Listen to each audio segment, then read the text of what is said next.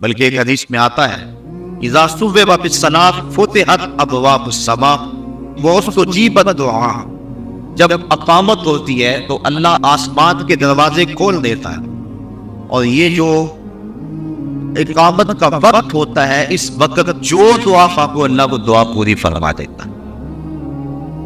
اور حضرت انس رضی اللہ تعالی عنہ سے روایت ہے کہ اقامت اور اذان کے درمیان کا جو وقفہ ہوتا ہے، اس وقفے میں جو بھی دعا مانگی جائے اللہ تعالیٰ اس دعا کو قبول فرماتا ہے، رد نہیں کرتا، بلکہ حضور نے ارشاد فرمایا کہ اس وقت اللہ سے دعا مانگ لیا کرو۔ صحابہ نے عرض کی حضور پھر کون سی دعا مانگیں گے؟ اس وقت، اس اہم وقت میں ہم اللہ سے کون سی دعا مانگیں؟ حضور نے فرمایا صلی اللہ عافیت فی الدنیا والآخرہ، اللہ سے دنیا اور آخرت دونوں جہاں کی بہتری اور عافیت طلب کر لیا، یعنی دنیا بھی ٹھیک ہو جائے آخرت بھی ٹھیک ہو جائے، وہ بھی دونوں جہانوں کا طلبگار۔ ایک صحابی کو دیکھا سخت کمزور ہے، فرمایا تمہاری یہ حالت کیا ہو؟ عرض کی حضور میں نے اللہ سے دعا مانگی کہ جو دکھ تکلیفیں میرے قدر کی ہیں وہ آخرت میں نہ آئیں، دنیا پہ ہی آ جائیں، اور میں دنیا پہ سارے دکھ اور عذاب اور مصیبتیں چھین لوں تاکہ میری آخرت صاف ہو جائے۔ بظاہر یہ بڑی ایک ایسی بات تھی جس پہ داد دی جاتی کہ اس نے آخرت کو اختیار کیا، لیکن حضور اس بات پر خوش نہیں ہوئے۔ فرمایا تو نے یہ کیوں کہا ہے کہ میرے حصے کی جو تکلیفیں ہیں وہ دنیا پہ ہی آ جائیں آخرت میں نہ آئے؟ تو نے یہ کیوں نہیں کہا ربنا آتنا فی الدنیا حسنۃ وفی الآخرۃ حسنۃ، اے اللہ مجھے دنیا میں بھی بہتریاں دے دے آخرت میں بھی بہتریاں دے۔ جو مومن ہے وہ دونوں جہاں کی بہتریاں چاہتے، یہ نہیں ہے کہ دنیا کے اوپر پستے رہیں، ہم دنیا کے اوپر پسنے کے لیے نہیں آئے۔ امت مسلمہ دنیا آخرت دونوں کی طاقت اور دونوں کی چاہنے والی، اور اللہ کے خزانے بڑے وسیع ہیں، اس لیے جب اس سے مانگو تو کھل کے مانگو، تم اپنے دامن کو تنگ پاؤ گے، اس کے خزانوں میں کمی نہیں ہے۔ اس لیے اپنے لیے بھی مانگو، اوروں کے لیے بھی مانگو، دنیا بھی مانگو، دین بھی مانگو، آخرت بھی مانگو۔ تو عرض کی کہ حضور اذان اور اقامت کے درمیان اللہ سے کیا مانگیں؟ فرمایا صلی اللہ العافیت فی الدنیا والآخرہ، اللہ سے دنیا اور آخرت کی عافیت طلب کر۔ تو یہ قبولیت کے لمحے ہیں جو دعا کی جائے اللہ اس دعا کو مستجاب فرماتا ہے۔ بلکہ نماز تو آ گیا، جب انسان وضو کے لیے اپنے چلو میں پانی لیتا ہے تو اللہ تعالیٰ اس کے چلو میں پانی لیتے ہی اس کے گناہوں کو معاف فرماتے ہیں۔ حضرت عثمان بن عفان رضی اللہ تعالی عنہ، آپ ایک جگہ تشریف لائے اور آپ نے پانی منگوایا، پھر اس کے بعد آپ نے وضو کیا، اور وضو کرتے کرتے آپ مسکرانے لگے۔ جو لوگ پاس کھڑے تھے حضرت عثمان ابن عفان انہیں کہنے لگے کہ تم نے مجھے پوچھا نہیں کہ میں مسکرایا کیوں؟ لوگوں نے کہا اچھا آپ بتائیں کہ آپ کیوں مسکرائیں؟ حضرت عثمان فرمانے لگے کہ ایک دن میں حضور علیہ السلام کے ساتھ تھا، تو آقا کریم علیہ السلام نے وضو کیا اور یوں مسکرائے، لوگ کھڑے تھے، حضور نے فرمایا الا تسألونی ما اضحکک، تم نے مجھے پوچھا نہیں صحابہ کہ میں مسکرایا کیوں؟ تو صحابہ نے عرض کی ما اضحکک یا رسول اللہ، حضور آپ ارشاد فرمائے نا کہ آپ کیوں مسکرائے؟ تو حضور نے ارشاد فرمایا ان العبد اذا دعا بوضوء فغسل وجهه حتى الله عنه كل خطيئة أصابها بوجهه وإذا غسل ذراعيه كان كذلك وإذا طهر قدميه كان كذلك۔ فرمایا جب کوئی شخص وضو کے لیے پانی منگواتا ہے اور پانی منگوا کے اپنے چہرے کو دھوتا ہے، اللہ ہر خطا کو چہرے سے دور کر دیتا ہے، اور اسی طرح جب وہ اپنے بازو دھوتا ہے تو ہاتھوں کے سارے گناہ اللہ تعالیٰ دھو ڈالتا ہے، اور اسی طرح جب وہ اپنے پاؤں کو دھوتا ہے تو اللہ تعالیٰ جل شانہ پاؤں کے سارے گناہوں کو دھو ڈالتا ہے۔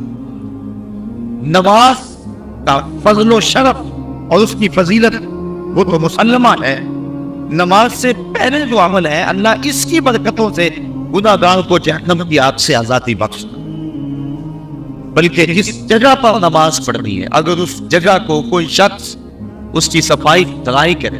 ایک حدیث کے اندر لفظ ہے کہ اخراج القمامۃ منہا مہول الحور العین، جو شخص مسجد سے کوئی تکلیف دہ چیز کوڑا کرکٹ یا کوئی گندگی وہاں سے نکال کر کے باہر آئیں تو حضور نے فرمایا یہ موٹی آنکھ والی حوروں کا حق مہر ہے. یہ جو مسجد کی صفائی کرنے علماء نے لکھا ہے کہ مسجد صاف کرنے سے دل صاف ہوتا ہے. جو شخص مسجد صاف کرے اس کا دل پاک و ستھرا ہوگا. اور یہ مسجد سے جو آپ کوڑا کرکٹ نکال کے باہر پھینکتے ہیں یہ جنتی حور کا مہر ہے جو آپ ادا کر رہے ہیں. اللہ اکبر. بلکہ حضور علیہ السلام نے ارشاد فرمایا من بنا للہ مسجدا، جس نے اللہ کے لیے مسجد بنایا اس لیے یذکر فیہ، تاکہ اس مسجد میں اللہ کا ذکر ہو. فرمایا بنى اللہ لہ بیتا فی الجنہ، اللہ اس کے لیے جنت میں گھر بنا دیتا.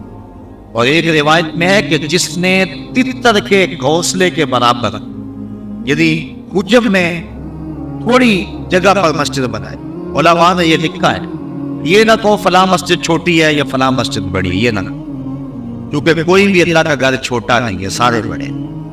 یہ کہو فلاں میں نمازی زیادہ آتے ہیں، فلاں میں نمازی تھوڑے آتے ہیں، نمازیوں کی گنجائش کم ہے فلاں، اور فلاں میں جو ہے وہ نمازیوں کی گنجائش زیادہ ہے. یہ کہو بعض عموماً ہمارے یہاں روز مرہ یہی ہے، ہم کہتے ہیں وہ چھوٹی سی مسجد. چھوٹی نہیں کہنا چاہیے مسجد. جس چیز کا تعلق رب سے ہو جائے پھر وہ چھوٹی نہیں رہتی، وہ بڑی ہو جاتی.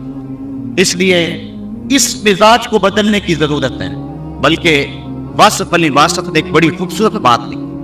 اس نے کہا مسجد کیا کوئی بھی شے چھوٹی نہیں، کوئی شے چھوٹی تب نظر آتی ہے اسے دور سے دیکھا جائے یا پھر غرور سے دیکھا جائے. جب کسی کو دور سے دیکھو یا پھر غرور سے دیکھو تو وہ چھوٹا نظر آئے گا، ورنہ کوئی بھی شے کارخانہ قدرت میں چھوٹی نہیں ہے، ہر شے باعظمت. تو بالخصوص جس چیز کی نسبت جو ہے وہ اللہ جل شانہ اس کے رسول کریم سے ہو جائے وہ چیز چھوٹی نہیں ہو سکتی ہے. یہ کہو کہ جائز اس میں تھوڑی ہے نماز.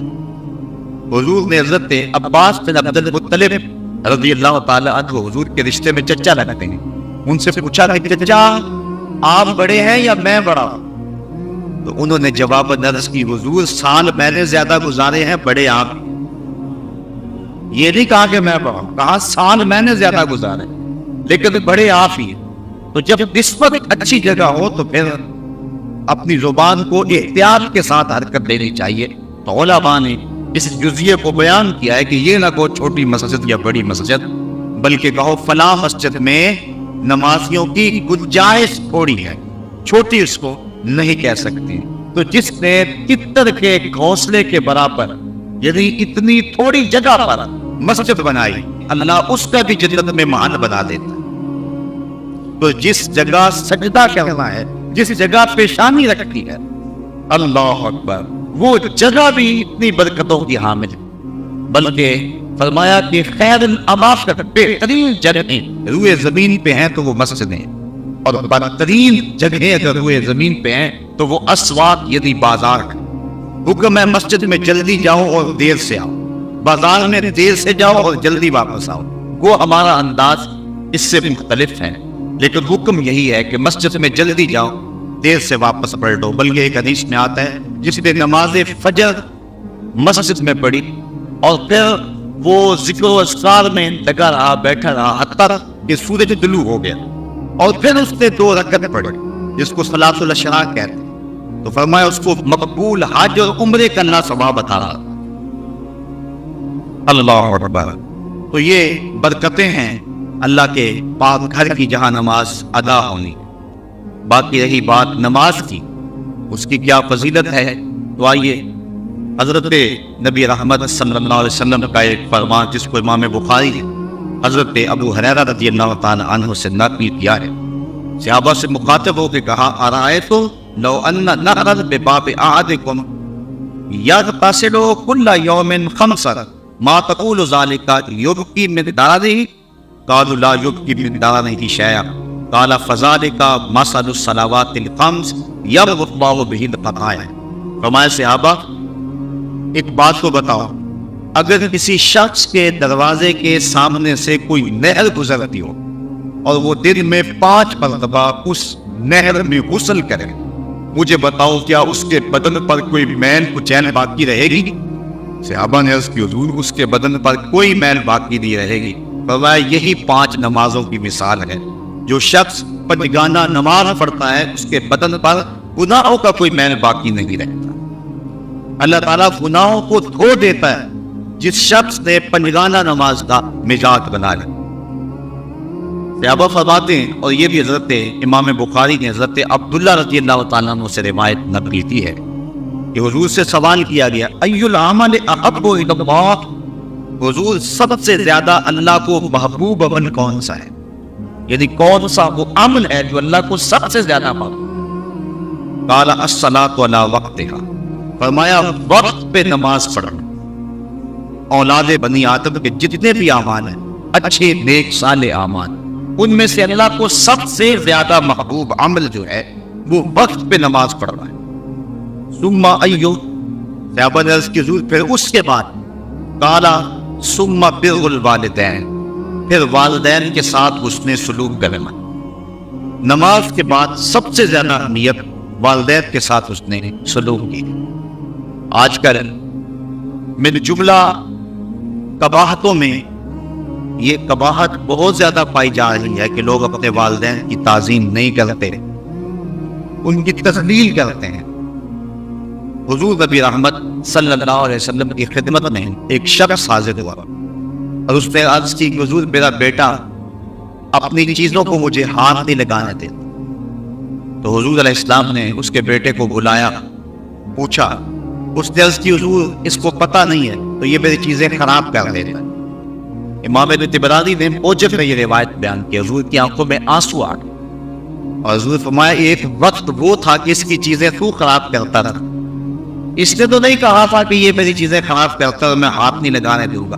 پھر حضور نے وہ تاریخ ساتھ جملہ ارشاد فرمایا انتا و مالکا لابیکا، فرمایا تو بھی اور تیرا مال بھی تیرے باپ کا ہے، یعنی باپ جس طرح چاہے تصرف کر سکتا ہے تو اس کو روک نہیں سکتا ہے۔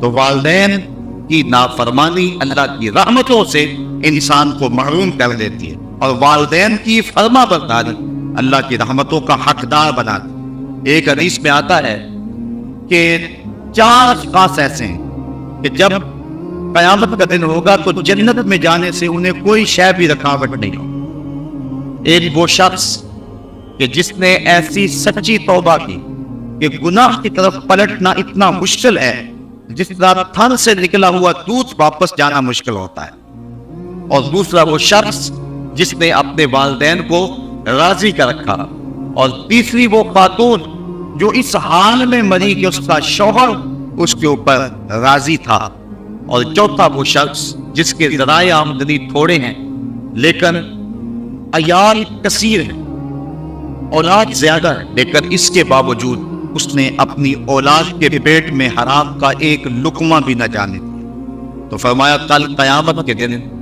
کوئی چیز اس کو جنت میں جانے سے نہیں روک سکے۔ تو والدین کی فرما برداری کرنا یہ نماز کے بعد اہم فریضہ ہے۔ والدین مبتلا ہے تکلیف میں اور بندہ کہتا ہے کہ میں جہاد پہ جاؤں، حضور نے اس کی حوصلہ شکنی فرمائی، اور وہ بخاری شریف کی روایت، ایک شخص نے اس نے جہاد طلب کیا تو فرمایا احی والداک، کیا تیرے والدین زندہ ہیں؟ قال نعم، عرض کی ہاں حضور میرے والدین زندہ ہیں۔ قال ففیہما فجاہد، کہا جا ان کی خدمت کر، یہی تیرا جہاد۔ والدین فالی زدہ اور بیٹا تبلیغی چلا کاٹنے گیا ہو، اسلام تو اس کی حوصلہ افزائی نہیں کرتا۔ ماں باپ کو ضرورت ہو اور بیٹا پیر کی چوکھٹ پہ جا کے بیٹھا ہو، اسلام تو اس کی حوصلہ افزائی نہیں کرتا۔ ہمارے سامنے حضرت وہ ویسے کرنے کی مثال موجود، حضور کبھی اس کے بٹن کھول کھول کے لمبے سانس لیا کرتے تھے اور فرماتے مجھے یمن سے یار کی خوشبو آتی ہے۔ کسی نے کہا حضور وہ کون ہے جو آپ کو ملنے بھی نہیں آیا؟ لوگ کہاں سے آگے، یمن تو دور بھی نہیں ہے، تو وہ ملنے بھی نہیں آیا آپ کو؟ تو فرمایا اس کی بوڑھی اور نابینا ماں ہے جس کی خدمت اسے میرے حضور آنے سے روکے ہوئے، بلکہ فرمایا کوئی اویس کو ملے اور میرا سلام دے اور اس کو کہے کہ میری امت کی بخشش کی دعا کرے۔ حضرت عمر فاروق اور حضرت علی المرتضیٰ دونوں گئے حضور کا سلام پیش کیا۔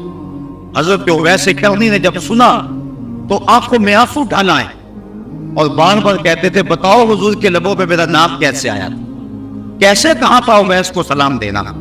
جب محبتوں کے امجھتے ہوئے یہ جذبے دیکھے کہا اتنا پیار حضور سے تو ملنے کیوں نہیں آیا۔ جب یہ بات کہی تو حضرت اویس نے رخ کو بدلا، کہا تم نے میرے رسول کو دیکھا ہے؟ کہا ہاں ہم تو شام سویرے رہتی خدمت میں تھے۔ کہا پھر بتاؤ حضور کے ابرو جڑے ہوئے تھے یا کھلے ہوئے تھے؟ اب یہ حیرت زدہ ہو گئے۔ کہا مجھ سے پوچھ لو جس نے نہیں دیکھا، کوئی دور سے دیکھتا تو جڑے ہوئے نظر آتے، قریب آ کے دیکھتا تو کھلے ہوئے نظر آتے۔ تو معلوم یہ ہوا کہ جو ماں باپ کی خدمت میں رہا وہ حضور کی صحبت سے بھی معلوم نہیں رہا، حضور کے فیض کی دولت سے بھی وہ مالا مال رہا۔ حضرت باعزید بستامی کہتے ہیں کہ میں نے اپنی ماں کے آگے ہاتھ جوڑے، میں نے کہا امی تیرے حق ادا کرو یا کہ اللہ کے حق ادا کر، اپنے حق معاف کر دے میں اللہ کو منا لیتا۔ ماں نے کہا جاؤ بیٹا۔ 12 سال جنگلوں میں گھومتے رہے، ایک دن گستاخ کے قریب سے گزر رہے تھے، دل میں خیال آیا جاتے جاتے ماں کو سلام کر جاؤ۔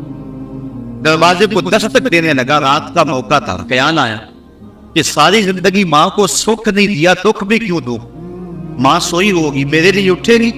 دروازے کے ساتھ لگ کے کھڑے ہو گئے۔ سردیوں کی لمبی رات تھی، ساری رات بیت گئی۔ جب سحری کا وقت ہوا اندر سے جو نالی آتی تھی وہاں سے پانی آیا، سمجھ گئے میری ماں سحری کے لیے اور تہجد کے لیے بیدار ہوئی اور یہ اس کے وضو کا پانی ہے۔ دروازے کو دستک دی، اندر سے آواز آئی بیٹا باعزید ٹھہرو میں آتی ہوں۔ مائیں تو بیٹوں کے دستک کے انداز سے جانتی ہوتی یہ کون سا بیٹا دستک دے رہا ہے، یہ ماں کا پیار۔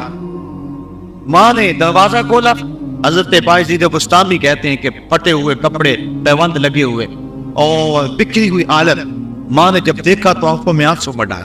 12 سال کے بعد بیٹے کو دیکھا تھا، ماں نے جب دیکھا تو ہاتھ اٹھا لیے، کہا مالک میرا بیٹا باعزید تیری طلب میں نکلا تھا، تو نے ابھی تک اسے اپنا قرب نہیں دیا۔ یہ جملے سے ماں کی زبان پر حضرت باعزید کہتے ہیں 12 سال کی ریاستوں سے مجھے جو کچھ نہیں ملا تھا ان جملوں سے مل گیا۔ میں نے کہا مالک میں تجھے کہاں ڈھونڈ رہا ہوں، تو ماں کی دعاؤں میں ہے۔ تو اگر والدین ناراض ہے تو عبادت نہیں ہے۔ اور ایک روایت میں آتا ہے جس نے والدین کو تنگ کیا اور اس کے والدین ناراض تھے، قیامت کے دن وہ جنت کی خوشبو بھی نہیں پائے گا، اور جنت کی خوشبو 500 سال کی مسافت سے آنا شروع ہو جائے گی، لیکن وہ جنت کی خوشبو بھی نہیں پائے گا جس کے والدین اس پہ راضی نہیں ہے۔ فرمایا پہلی چیز کیا، اللہ کو جو محبوب ترین عمل ہے وہ وقت پہ نماز پڑھنا ہے۔ دوسرا محبوب عمل بر الوالدین، والدین کے ساتھ حسن سلوک کرنا۔ صحابہ نے عرض کی ثم ایو حضور پھر کون سا عمل ہے؟ قال الجہاد فی سبیل اللہ، کہا اللہ کے راستے کے اندر جہاد کرنا۔ تو سب سے اولیت نماز کو، پھر اس کے بعد والدین کے ساتھ اس نے سلوک کرنے کو، اور پھر تیسرے نمبر پہ حضور نے جہاد کا ذکر فرمایا ہے۔ حضرت سلمان فارسی رضی اللہ تعالی عنہ سے ایک روایت ہے، اور روایت بیان کرتے ہیں حضرت ابو عثمان رضی اللہ تعالی عنہ کہتے ہیں ایک دن میں حضرت سلمان فارسی رضی اللہ تعالی عنہ کے ہمراہ کسی سفر میں تھا، خزاں کا موسم تھا اور درختوں کی شاخوں کے اوپر جو پتے تھے وہ زرد ہو گئے ہوئے تھے۔ ایک درخت آیا جس کی ایک شاخ لٹک رہی اور جس کے اوپر زرد پتوں کا گہنا تھا۔ حضرت سلمان فارسی نے اس شاخ کو پکڑا اور جھٹکا دیا، جتنے پتے تھے گر گئے۔ اس منظر کو دیکھ کر کے میں محظوظ ہو رہا تھا کہ حضرت سلمان فارسی میری طرف توجہ پذیر ہوئے اور کہنے لگے ابو عثمان تو نے پوچھا نہیں کہ میں نے ایسا کیوں کیا؟ تو میں نے کہا کہ حضرت آپ بتا دیجئے آپ نے ایسا کیوں کیا؟ کہا ایک دن میں حضور کے ساتھ تھا، سفر کا موقع تھا اور موسم یہی تھا، درخت کی ایک شاخ لٹک رہی تھی جس کے اوپر زرد پتے تھے، حضور آگے بڑھے اور شاخ کو پکڑ کے حضور نے جھٹکا دیا تو جتنے بھی اس کے اوپر پتے تھے سارے گر گئے اور شاخ اسی طرح خالی ہو گئی۔ تو میں بھی اس منظر کو دیکھ کے محظوظ ہوتا رہا۔ حضور نے میری طرف توجہ کی اور فرمایا سلمان تو نے مجھے بھی پوچھا نہیں کہ میں نے ایسا کیوں کیا؟ حضرت سلمان فارسی کہتے ہیں میں نے عرض کی بندہ نواز آپ ارشاد کرتے ہیں کہ آپ نے ایسا کیوں کیا؟ تو حضور نے فرمایا جس طرح میں نے اس شاخ کو جنبش دی اور اس کے اوپر کوئی پتا باقی نہیں رہا. جب کوئی شخص نماز کے لیے کھڑا ہوتا ہے اس طرح سارے گناہ اس کے بدن سے جھڑ جاتے ہیں. یہ نماز کی برکات ہیں. حضور نے ارشاد فرمایا مفتاح الجنت الصلاۃ، جنت کی چابی نماز ہے. یعنی چابی کے بغیر تالا نہیں کھلتا. تو اگر جنت میں جانے کی آرزو ہے تو پھر نماز کی ادائیگی کا مزاج بنانا ہوگا. نماز کی ادائیگی کا مزاج بنا لیں گے تو یہ جنت کو کھولنے والی مفتاح الجنت، جنت کی یہ چابی ہے. بلکہ حضور علیہ السلام نے ارشاد فرمایا اول ما یحاسب بہ العبد یوم القیامہ الصلاۃ، قیامت کے دن بندے سے سب سے پہلا سوال نماز کا ہو. اگر پہلے سوال کے اندر انسان بے بس ہو گیا تو باقی معاملے تو خراب، اور جس نے اس کے جواب کے اندر آسانی پائی اس کے باقی معاملے بھی اللہ ٹھیک فرما دے. تو قیامت کے دن بندوں سے سب سے پہلا سوال جو ہے وہ نماز کا ہو. اور میرے اور آپ کے آقا مولا نے فرمایا حبب الیہ من دنیاکم ثلاث، لوگوں تمہاری دنیا سے مجھے صرف 3 چیزیں پسند ہیں، الطیب والنساء وجعلت قرۃ عینی فی الصلاۃ، خوشبو منقوہ عورتیں اور میری آنکھوں کی ٹھنڈک نماز میں رکھی گئی. حضور نے نماز کو اپنی آنکھوں کی ٹھنڈک قرار دیا. بلکہ نماز کی برکات کا عالم یہ ہے کہ حضور نبی رحمت صلی اللہ علیہ وآلہ وسلم نے ارشاد فرمایا، حضرت ربیہ بن قعب اسلمی رضی اللہ تعالی عنہ حضور کی خدمت میں حاضر تھے اور حضور کی خدمت کیا گیا. تو حضور نے فرمایا سر کوئی سوال کر لیجیے، مانگ لی ہے آج وہ مائف بعطا اور بھی کچھ. اللہ بس سر مانگ لیجیے. حضرت ربیہ نے کیا مانگا؟ حضرت ربیہ کہتے ہیں فقل تو میں نے عرض کی اسألک مرافقتک فی الجنہ، حضور یہاں جس طرح مجھے آپ کا قرب حاصل ہے جنت میں بھی آپ کا قرب نصیب ہو. جنت کا لطف تو تبھی نصیب ہوگا اگر آپ کی مرافقت نصیب ہو. تو حضور علیہ السلام نے فرمایا او غیر ذالک، یہ تو مل گیا کچھ اور مانگا. اللہ اکبر. تو میں نے عرض کی فقلت هو ذاک، میں نے کہا حضور بس یہی کر، جنت میں آپ کا قرب مل جائے تو مجھے اور کیا چاہیے. شاید اسی کا نام ہے توہین جستجو، وہ منزل کی تلاش تیرے نقش کفے پا کے بعد. اگر آپ کا قرب نصیب ہو جائے تو مجھے اور کسی چیز کی طلب رہتی نہیں ہے، کوئی بھوک ہی نہیں باقی رہتی. میں نے کہا بس حضور کافی ہے، ہوا ذات کا بس کافی ہے. حضور نے فرمایا فَأَعِنِّي عَلَىٰ نَفْسِكَ بِكَثْرَةِ السُّجُودِ، تو فرمایا کثرت سجود کے ساتھ میری مدد کرو. یعنی اگر تم جنت جانا چاہتے ہو میں تمہیں وعدہ دیتا ہوں، لیکن یہ نہیں کہ میرے وعدے پر تم جنت کی آرزو میں، جنت کی خواہش میں جو میں نے تم کو وعدہ دیا وہ وعدہ پورا ہوگا، لیکن اس کا یہ مطلب نہیں کہ تم سجدے چھوڑ دو. فرمایا اس وعدے کی تکمیل کے لیے تم نے میری کثرت سجود کے ساتھ مدد کرنی. جنت کی چونکہ چابی ہی نماز ہے، اس لیے حضور نے حضرت ربیہ کو جنت کی بشارت دینے کے بعد بھی یہ بات کہی کہ کثرت سجود سے تم نے میری مدد کرنی. کچھ لوگ حدیث کا پہلا حصہ تو بیان کر دیتے ہیں، اگلا حصہ چھوڑ دیتے ہیں. حضور نے وعدہ جنت دیا، لیکن اس کا یہ مطلب نہیں ہے کہ وعدہ جنت کے بعد وہ سجدوں کو چھوڑ دے.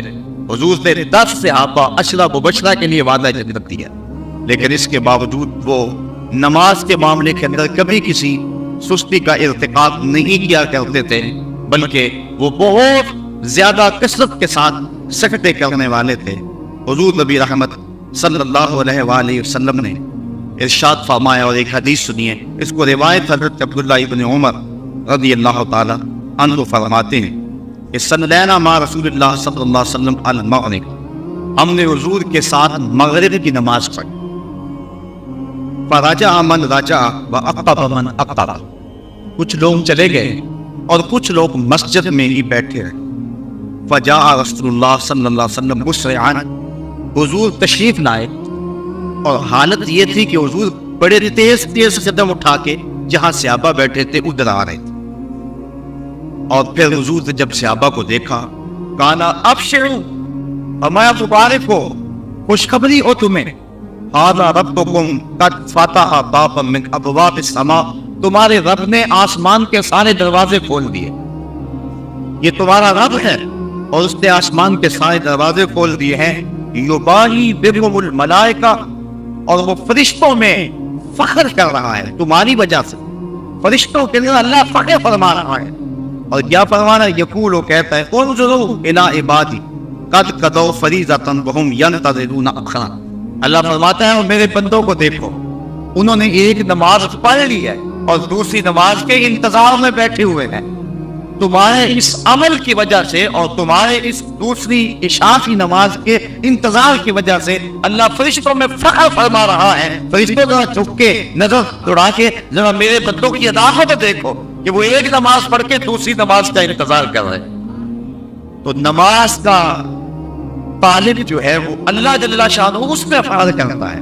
अल्लाह के बंदे को इज्जत और न्याजमंदी के इजहार के लिए नमाज पढ़ना होती है, लेकिन नमाज पढ़ने वाले पे अल्लाह कितना राजी होता है कि फरिश्तों को कहता है और आसमान के सारे दर खोल के कहता है फरिश्तों देख लो मेरे बंदों को। क्योंकि फरिश्तों ने कहा था कि सजदे तो हम करेंगे, रुकू तो हम करेंगे, ये तो धींगा मुश्ती करेंगे, ये तो फसाद और शर बनाएंगे। अल्लाह फख्र करता है अपने उन बंदों पे जो एक नमाज के बाद दूसरी नमाज के मुंतजर होते हैं। और फरिश्तों कहता है देखो मेरे बंदों को, तुम तो कहते थे कि ये लड़ाई करेंगे, देखो कि नमाज पढ़ लिया, घर को नहीं जा रहे कि दूसरी पढ़ के जाएंगे। अल्लाह बंदों के इस अमल पे जो है फरिश्तों के अंदर फख्र फरमा रहा है। हुजूर नबी रहमत सल्लल्लाहु अलैहि वसल्लम ने इरशाद फरमाया, मन तरक सलात मुतअम्मिदन फक़द कफ़र जिहारन, जिसने जानबूझ के नमाज छोड़ी गोया उसने एलानिया कुफ्र किया है। और एक हदीस के लफ्ज़ सुनिए, हुजूर नबी रहमत सल्लल्लाहु अलैहि वसल्लम ने नमाजियों को बशारत दी जो पंजगाना नमाज जमात के साथ पढ़ते हैं, और साथ ये भी इरशाद फरमाया कि जो लोग नमाज नहीं पढ़ते हैं कल क़यामत के दिन दुश्मनाने खुदा उमैया के साथ और हामान के साथ, कारून के साथ और फिरौन के साथ कल क़यामत के दिन खड़े कर दिए जाएं। हम में से क्या कोई शख्स ये चाहता है और कोई इस बात को गवारा कर सकता है कि अल्लाह उसके रसूल के दुश्मनों के साथ हम कल क़यामत के दिन खड़े हो? लेकिन अगर कोई शख्स नमाज छोड़ने का आदी है तो उसको दुश्मनाने खुदा के साथ खड़ा होना पड़ेगा। अल्लाह ताला कुरान मजीद में फरमाता है कि कुछ लोगों को क़यामत के दिन रास्ते में लोग उनको मिलेंगे और वो कहेंगे मा सलककुम फी सक़र, तुम जहन्नम में क्यों जा रहे हो? तो वो जवाब के अंदर यही कहेंगे कि लम नकु मिनल मुसल्लीन, हम नमाज नहीं पढ़ा करते, नमाज ना पढ़ने की पादाश में आज हम जहन्नम का ईंधन बन रहे हैं। नमाज पढ़ने वाले अल्लाह की रहमतों के हकदार होंगे। और जब कोई बंदा नमाज के लिए खड़ा होता है, अल्लाह फरिश्तों को कहता है कि मेरा बंदा मेरे हुजूर खड़ा होने लगा है, इसके बदन से गुनाह उतार के एक समत ढेर लगा दो ताकि मेरा बंदा मेरे हुजूर पाक साफ होकर खड़ा हो। तो बंदा नमाज पढ़ता रहता है। हदीस में आता है कि जब नमाज मुकम्मल करके जाने लगता है तो फरिश्ते बारगाह इज़्ज़त में अर्ज करते हैं, मालिक तेरा बंदा नमाज पढ़ के अब वापस जाने लगा है, तो अब इसके गुनाहों का जो ढेर अलग किया हुआ था दोबारा इसके साथ लगा दे। अल्लाह फरमाता है इससे गुनाह तुमने उतार दिए हैं, अब उतरे ही रहने दो और ये मेरा बंदा सुथरा होकर घर की तरफ पलट जाए। तो ये नमाज की बरकत है। बदन पे मैल नहीं रहता, मन सुथरा होता है, चेहरे पे नूर आता है, अंदर सफाई मिलती है, रिज्क में बरकत होती है। जो शख्स फजर की नमाज पढ़ता है सारा दिन उसको बरकतें नसीब होती। और एक हदीस में आता है कि जो शख्स इशा की नमाज पढ़ के सो गया उसको आधी रात तक जागने का सवाब मिला, और जिसने सुबह की नमाज जमात के साथ पढ़ी उसको पूरी रात जो है वो जागने का सवाब मिला। तो हुजूर ने फरमाया जिसको मस्जिद में आते जाते देखो उसके ईमान की गवाही दे दो कि ये मोमिन। तो मस्जिद में अहले ईमान जाते हैं और मस्जिद अहले ईमान ही आबाद करते हैं। साहिबो, नमाज वो पसंदीदा तरीन इबादत है कि अल्लाह के महबूब अलैहिस्सलाम ने इसको अपने आंखों की ठंडक करार दिया। वजुइलत कुर्रतु ऐनी फिस्सलात, फरमाया मेरी आंखों की ठंडक नमाज के अंदर रखी गई है।